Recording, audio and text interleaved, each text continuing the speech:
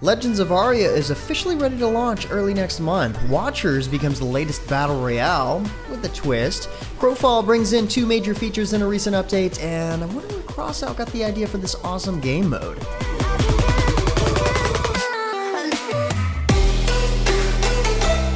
What's good, everyone? James Ballon here with your weekly recap for gaming news and announcements of the week of July 26th, 2019. And first up, the second closed beta test for Astellia Online is fast approaching, and the team gave a clear vision of what players can expect going in.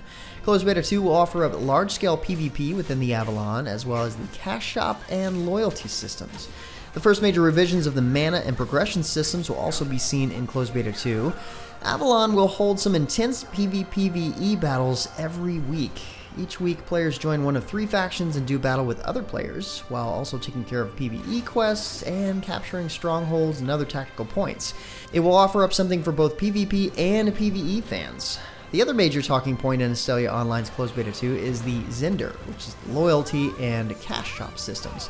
This will let players take a peek at these systems for the Western release of Astellia, and more information will be available soon. In the first 2 days of Closed Beta 2, players can test these first major changes, and to help gather this data accurately, they have to build on the same base build as Closed Beta 1. This will hopefully ensure that they're moving in the right direction to build the best game they can, so let's hope that that works out. Next up, Crossout got a new update this week. The new update sees the return of the popular Steel Championship, in which players are equipped with special vehicles armed with harpoon guns. These harpoons are used to capture and shoot a massive ball towards the enemy's goal. These matches are 5-minute, 3v3 races to score the most points before time expires. This event will last until August 14th. Looks pretty fun. Beyond that, there's also a brand new map called Crater. The map contains a crater that's roughly 500 miles in diameter with a crashed spaceship at its center.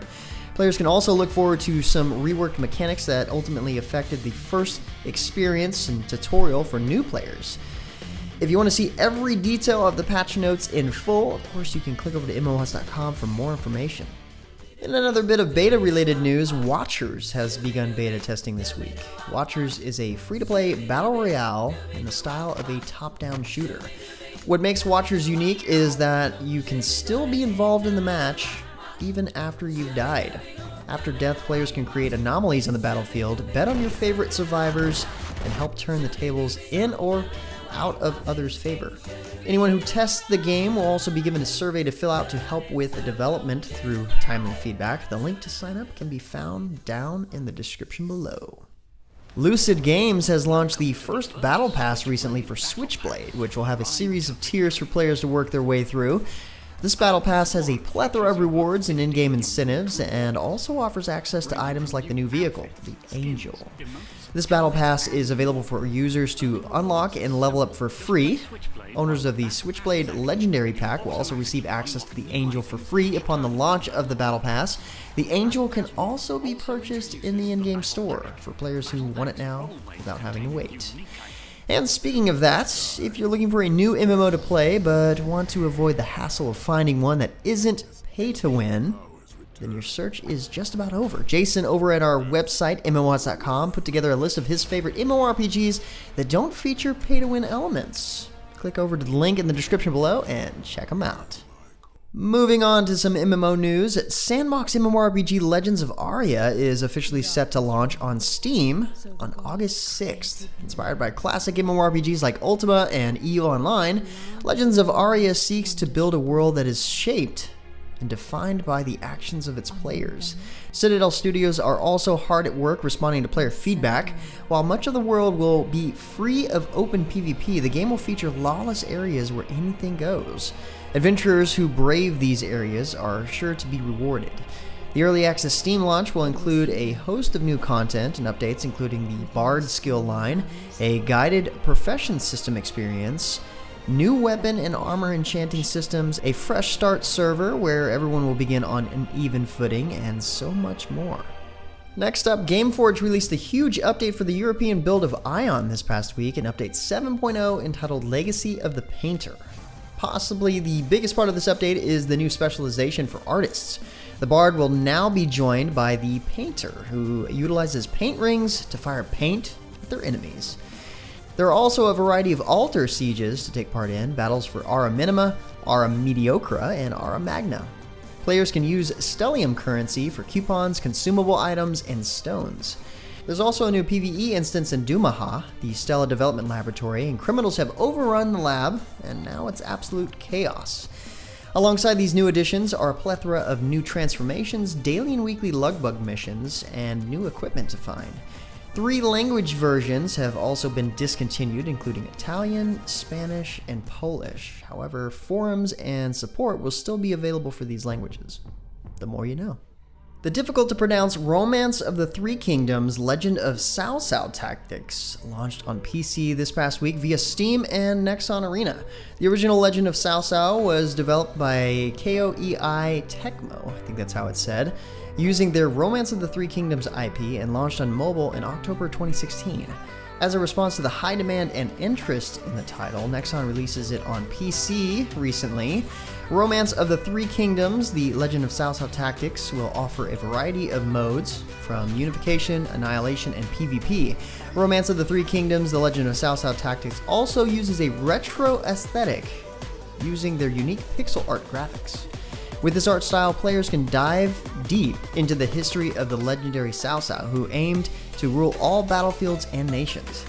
Many battles await, and fortunately, if you missed the registration event, there's still a chance to receive those rewards today on the official Facebook page. All players have to do is follow them and type the Legend of Cao Cao onto their Facebook Messenger to claim the rewards. Kind of a weird way to do it, but hey, maybe it's worth it. In a bit of milestone news, Fiesta Online is proud to celebrate their 11th birthday this week and are hosting 2 weeks of exciting in-game events to celebrate. These include new quests, decorations in a variety of towns, and much more.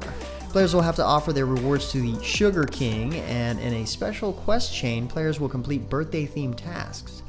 Alfonso will await players willing to help him in Raumen. The main town areas of the game world will be adorned with the most bedazzling decorations, fitting the celebration-themed outfits and accessories players can obtain by fulfilling the special quest. In other news, a free update dropped this past week for Heavy Metal Machines, adding a few new exciting features. The first is Ranked Mode, which will replace the ladder. This will be a new way for players to receive rewards and, of course, show off their bragging rights. Ranked Mode is a new match search feature that will place players in Bronze, Silver, Gold, and Special Heavy Metal divisions. Each division has 5 subdivisions, and Heavy Metal division is only occupied by the players with the highest score in Gold 1. To enter, drivers will need at least 5 completed matches, excluding custom matches of course, and to join as a solo player or in duos. All Ranked Mode games will be 4v4 matches set in the Metal God and Temple of Sacrifice arenas. Ranked Mode will be divided into approximately 5-month-long seasons when drivers will receive exclusive in-game rewards according to the highest division they reached in the period. Beyond that, another new feature in this update is the ability to race in every mode with either keyboard and mouse or with the Gamepad. Heavy Metal Machines supports Xbox 360, Xbox One, and PlayStation 4 controllers, and the default mapping can be changed via the options menu, which is always nice. Along with these features, a new Metal League edition is also coming on August 10th, so train alone or with friends and get your engines and weapons ready for another open competitive championship with cash prizes. And while we're on console stuff, the PlayStation 4 iteration of Black Desert Online begins beta testing on August 9th. The first test will last until August 13th and is to make its final preparations for the August 22nd launch of the game. The best part of this beta test will be available to players regardless of whether or not they have a PlayStation Plus subscription or not. Anyone who signs up will receive an exclusive pet, the Skyhawk, once the game launches. The Skyhawk will let players loot items, increase knowledge gain chance, and also find rare monsters. It's also important to note that after the test concludes, there will be a data wipe. Black Desert is also available to pre-order, of course, in a variety of editions. Standard Edition, which will run you $29.99, Deluxe Edition, which is $49.99, and the Ultimate Edition, which is $100. Each with their own in-game rewards, of course. The pre-orders are available on the PlayStation Store, and the Deluxe and Ultimate Editions will give 48 hours early access to the game. Those with a PlayStation Plus account receive a 10% discount on all pre-order editions. Back to some PC MMO news. Crowfall's newest update, The Fortunes of War, is now available in-game.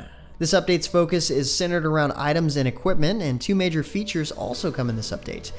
The embargo system is at the heart of this update and allows players more freedom than before. Players are no longer shackled to a server and can freely move between worlds, each of which has a unique map and unique monsters, resources, and rules. With the embargo system, characters can take their items and equipment seamlessly between worlds, but it does come with a cost. The embargo system lets players make challenging but viable choices, as moving to higher risk PvP worlds will provide greater quality items and resources, but to leave the world with those rewards, you must be on a winning guild or faction. The embargo also provides a way to gate items that are brought into or taken out of each world. Crowfall, with that in mind, can support unique campaigns restricted by character level, race or class, and equipment restrictions. This includes making campaigns where only wood elves, high elves, half elves can be played, or a survivor campaign where players can only bring in a single tool and must forage to survive. Magic loot also drops on monsters as well. In addition to their crafting system, players can also collect materials, resources, and magical items by defeating war tribes across the Crowfall worlds. Looted items can also be sold to vendors as a way to generate gold, or sacrificed to the gods for bonus experience points to shortcut their already lightning-fast leveling curve. There's also a new world type with God's Reach. This makes joining the Throne War far more accessible. In God's Reach, players can learn critical gameplay mechanics and gain confidence safely to play on other worlds. Advancement is incredibly fast and is a safe PvE environment. Finally, by popular demand, they added a new race-class combination, the Fey Knight. It combines the mobility of the Fey, which is gliding and featherfall, with the defensive capabilities of a Knight class. Pretty substantial update for Crowfall. Moving on, Song of the Elves is the conclusion to a 17-year-long quest series and brings a crystal city to the world of Oldschool Runescape in this week's update.